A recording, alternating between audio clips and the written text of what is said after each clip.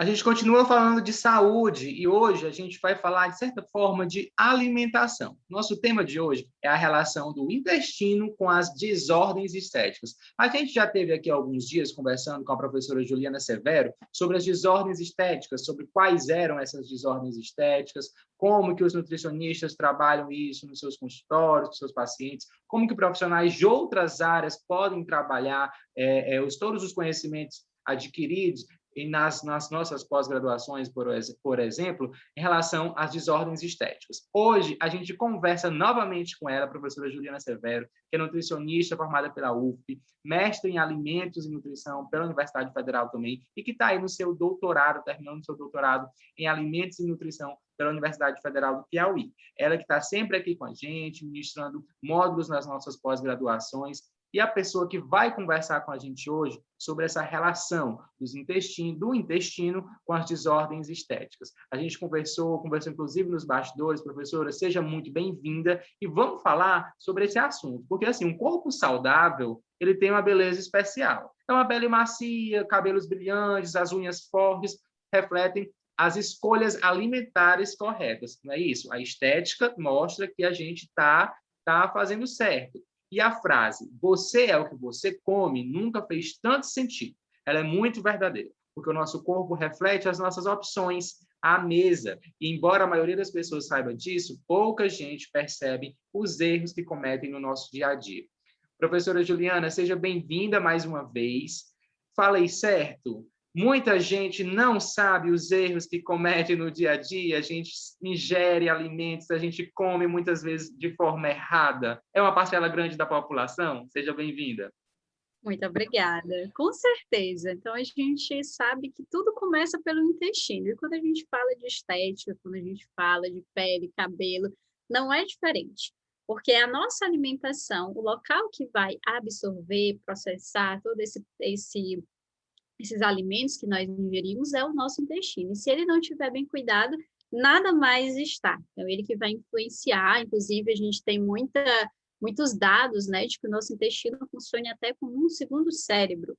Então, o nosso intestino, ele é muito importante, né? A saúde intestinal é muito importante para que a gente tenha saúde, tanto, né, a nível de estética, que a gente tenha uma boa aparência estética, mas saúde também, em todos os seus sentidos.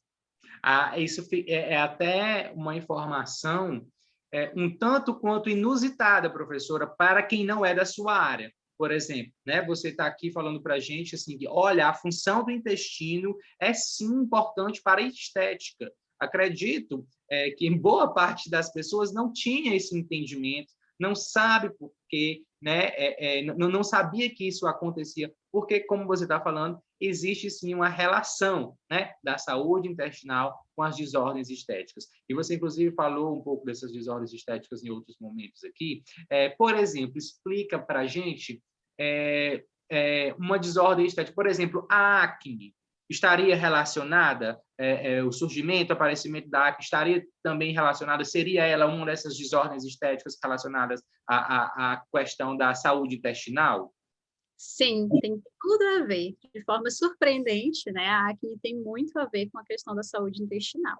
Então, muitas teorias, né, afirmam que uma das vias, né, pela qual a gente pode ter uma maior manifestação de acne seria também pela ingestão de alimentos de alto índice glicêmico, né, que são alimentos que acabam tendo uma quantidade de açúcar bem elevada na porção e açúcares mais simples, que acabam elevando muito a glicemia. Outras teorias afirmam que seria uma quantidade exagerada de lipídios na dieta, e aí essa quantidade exagerada levaria a um processo de inflamação que ocorre ali no intestino. Esse processo inflamatório, ele leva a um processo inflamatório sistêmico, né, no nosso organismo todo. E quando a gente tem todo esse processo, pode acabar levando à ativação, né, das glândulas sebáceas, né? Vários mecanismos endócrinos ali vão ser implicados até eu ter uma maior ativação dessas glândulas sebáceas, e aí eu vou ter também um processo de acne. Além dessa permeabilidade, nosso intestino ele tem uma função muito interessante, que é uma função de barreira. Então, ele não deixa essas substâncias indesejadas entrarem na nossa circulação, ele impede. Da mesma forma que a nossa pele também tem essa função. Então, tanto o intestino quanto a pele tem essa função de barreira. E quando a gente fala sobre isso, é importante entender que o intestino ele vai barrar ali. Só que quando eu tenho muita inflamação no intestino, eu vou acabar perdendo essa função de barreira. Vai entrar mais toxinas, e aí eu vou ter muito mais facilidade em ter, né, algumas invasões bacterianas, um processo que a gente chama de endotoxicemia, e com isso levar à manifestação de diversas desordens estéticas, inclusive a colonização, né, das glândulas sebáceas por algumas, né, proteínas, por algumas bactérias que estão implicadas nessa patogênese da acne. Professora, é incrível, né? É uma lógica, é um pensamento linear, é uma coisa liga a outra, e a gente que não é da área, é natural até, né? Eu falo e a gente, porque eu sou jornalista, estou aqui fazendo o papel da sociedade, né? Levando seus conhecimentos através da nossa entrevista para a sociedade. E a gente não faz ideia, não fazia ideia. E você explicou agora todos os mecanismos, como é que tudo funciona.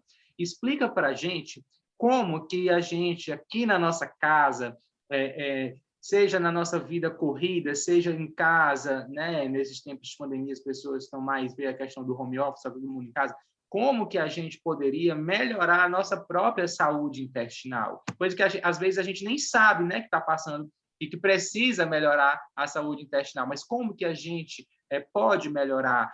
Claro que a gente tem que ter o apoio e todo o acompanhamento nutricional de pessoas profissionais como você, mas assim, se puder dar um panorama geral de como que a gente pode melhorar, a gente quer muito isso. Então, tem dicas bem fáceis que podem ser feitas, né? Primeiramente é priorizar alimentos naturais, né? Fazer da base da sua alimentação frutas, vegetais, grãos integrais, né? Algumas leguminosas como feijão, a soja também podem ajudar nisso. Nós temos também aquelas castanhas e nozes oleaginosas, né? Quem tiver acesso, então, ter essa base da alimentação com esses alimentos naturais, e principalmente aqueles alimentos fontes de fibra, e aí eu dou aquela dica da aveia, né, das frutas e dos vegetais que vão ter uma maior quantidade de fibras, linhaça, a chia, todos eles vão atuar na nossa melhora dessa função intestinal. Outra coisa que não pode esquecer jamais é a questão da água, né? Tomar bastante água, principalmente no local onde a gente mora, aqui em Teresina, né? A maioria moramos em Teresina, mas aqui no Nordeste, de uma forma geral, é uma terra bem quente, né? Então, sempre buscar se hidratar, porque a hidratação também importa muito para a saúde intestinal. Outra coisa que eu gosto de recomendar é praticar exercício físico com regularidade. Então, o exercício físico também ajuda muito a melhorar a microbiota intestinal. Então, sempre cuidar da alimentação e não ficar parado, e beber bastante água são as dicas assim mais sensacionais para que eu tenha melhora do intestino, sem necessidade de nenhuma suplementação. Olha aí, até a questão do exercício físico também colabora e contribui bastante, né? A gente tem que deixar de ser um pouquinho mais sedentário e a saúde como um todo, né? Melhora com a prática de exercícios físicos. A professora Juliana está falando aí que até essa questão da nossa saúde intestinal também a prática de exercícios físicos vai auxiliar bastante. E quem já não tem uma saúde intestinal, né, em dias, que não está em dias com a saúde intestinal, deve fazer um acompanhamento ainda mais frequente com um nutricionista, por exemplo. Eu quero, por motivos estéticos, eu quero me consultar com um nutricionista, eu quero me submeter a um plano alimentar. É um caso. Mas uma outra pessoa que tem realmente problemas de saúde intestinal, o acompanhamento deve ser um pouco mais frequente, uma atenção maior, assim, digamos. É isso, professor? É essencial que esse indivíduo que já tem algum prejuízo na saúde intestinal, seja já em alguma doença diagnosticada, ou seja por sintomas intestinais que devem ser investigados, é muito importante que ele consulte com o nutricionista e também faça um acompanhamento médico, né? Isso vai ser essencial, porque essas desordens no intestino podem realmente prejudicar muito a saúde e levar a doenças, né? Como, por exemplo, síndrome do intestino irritável, tem sido cada vez mais frequente, síndrome de supercrescimento bacteriano intestinal, doenças inflamatórias intestinais. E, além de tudo isso, algumas doenças metabólicas e outras doenças neurológicas já têm sido muito associadas com a falta de saúde intestinal, como é o caso, por exemplo, de algumas doenças neurológicas neurodegenerativas, como Alzheimer, Parkinson, e algumas doenças metabólicas, como diabetes, obesidade, né, doenças cardiovasculares, e até mesmo agora, depois da gente fechar todo esse raciocínio, o câncer, né? Então, o câncer, tanto ali no intestino como em outros órgãos, também pode ter um componente ali de falta de saúde intestinal. Então, na perspectiva de prevenir essas alterações e de tratar o mais precocemente possível, é muito importante a procura dos profissionais de saúde que podem ajudar, mais especificamente o médico, né, especialista na área e o nutricionista. Ensinamentos de hoje que aprendemos, funcionamento correto aí do intestino, garantindo a desintoxicação do organismo, prevenindo várias doenças aí que a professora Juliana falou, sem dúvida alguma, só contribuição para a nossa saúde, né? O funcionamento correto do intestino, ela mesma falou, o intestino é como se fosse o segundo cérebro, é um órgão muito importante do nosso corpo. Professora, muito obrigado mais uma vez por estar aqui com a gente no site do GPI, fazer parte do nosso elenco de professores, por estar sempre disponível e disposta para a gente, compartilhando esses ensinamentos. Eu digo ensinamentos porque realmente a gente aprende bastante. Muito obrigado, viu, pela sua disponibilidade e esteja sempre conosco. Você vai voltar mais vezes, não vai? Vou sim, com certeza. Eu que agradeço o convite. Foi um prazer falar hoje.